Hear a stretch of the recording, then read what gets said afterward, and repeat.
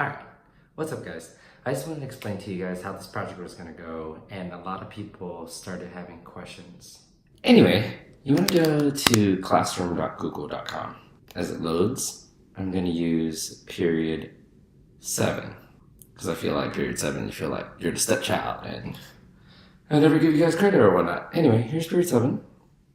I'm going to look at the rubric. So I'm actually just going to click on this PDF, which is a portable document format. Like when you scan stuff, that's what it's called. And if you access it, you guys can actually see. So this project right here, guys, is going through your A through G requirements. This is everything you need to know to take in high school so that you can actually get into a Cal State University or a UC, a University of California, such as UCR, UCLA, UCI, all those universities of California, okay? You're supposed to discover what A through G requirements are. You can actually go through, you could Google it, you can find a lot of websites, a part of ucla.edu or any other place, any high school, they'll tell you what A through G requirements are. I want you guys to already know what you need to take as you guys actually dive in. So here we go. Remember, I just want to let you guys know, it is 40 times 5 categories, okay? In each of these categories, you have to get the total maximum points in order to get the closest 200 as you can. And if your presentation is supposedly, as it says right here, half of your grade for this specific project, 200 divided by 2 is 100.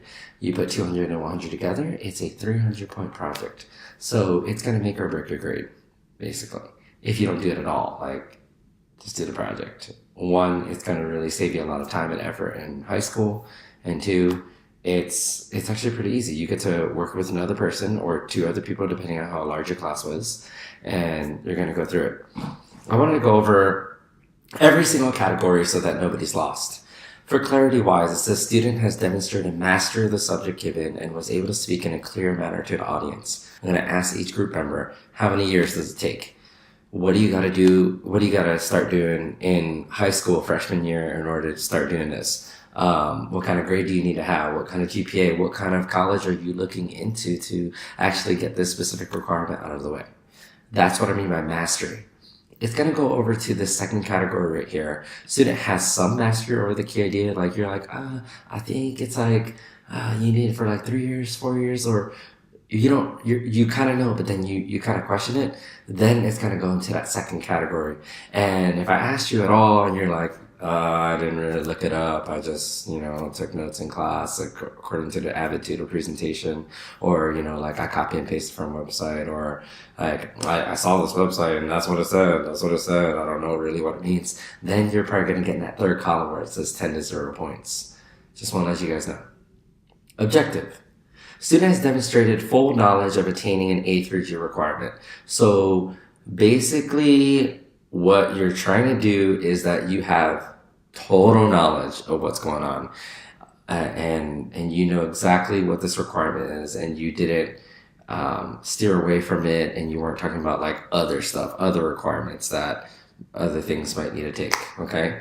If you kind of know what it's like, then you're going to go in the second column, and then if you had no idea what the message of A through G requirement is at all, then you're just going to get a 10 to 0.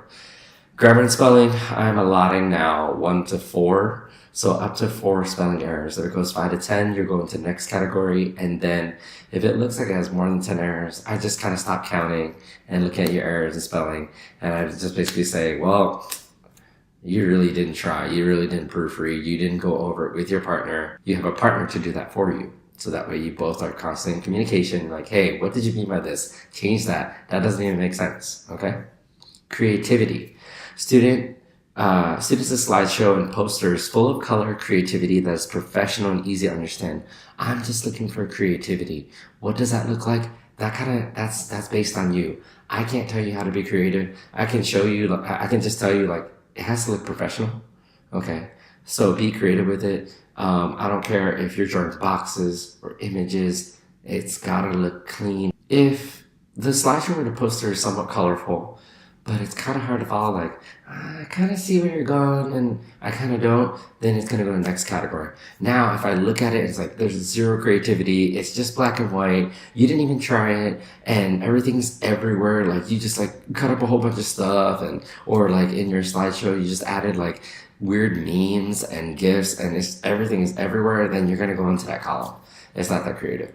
Okay, creativity has to do with what can you input, like images or GIFs or anything else that you can enhance what this requirement looks like so that it sticks in people's mind like, dang, if I know C requirement, I know exactly what it is. Citations, accuracy. This is probably the most important one.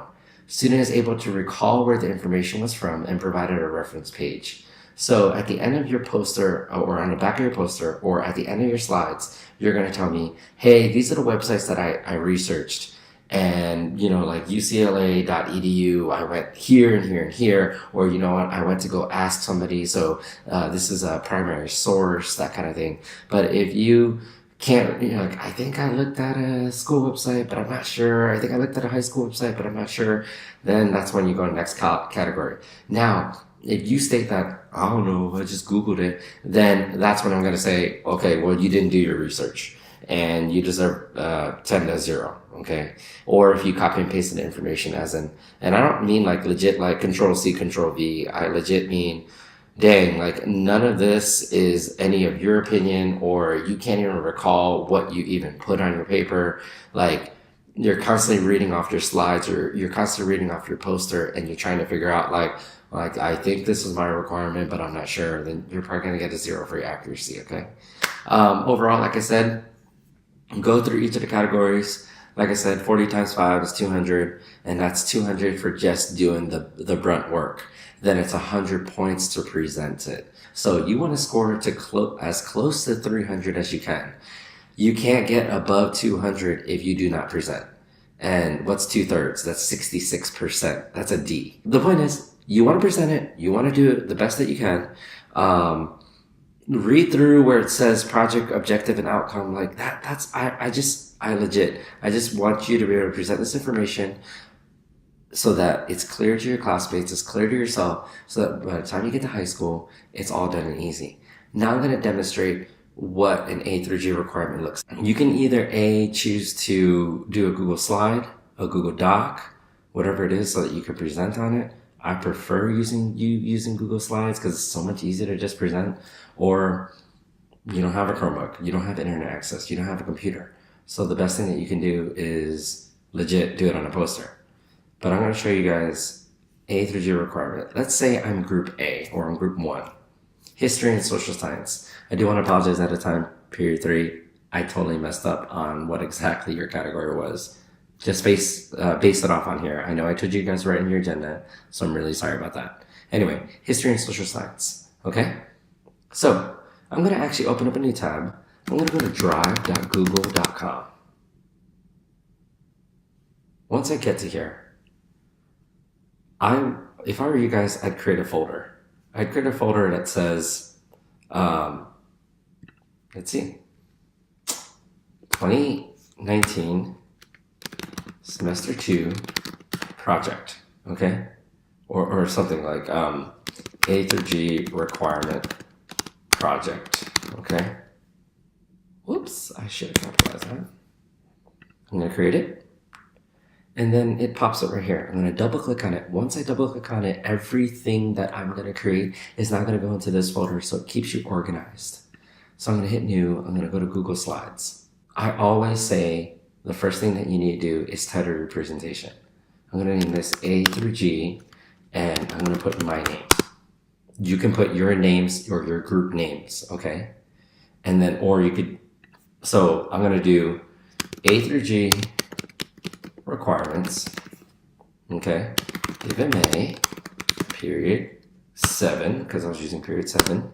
Always write out your date. Today's date is March 11th, 2019. And then I'm gonna put requirement A, okay? Because that's what I'm gonna go over.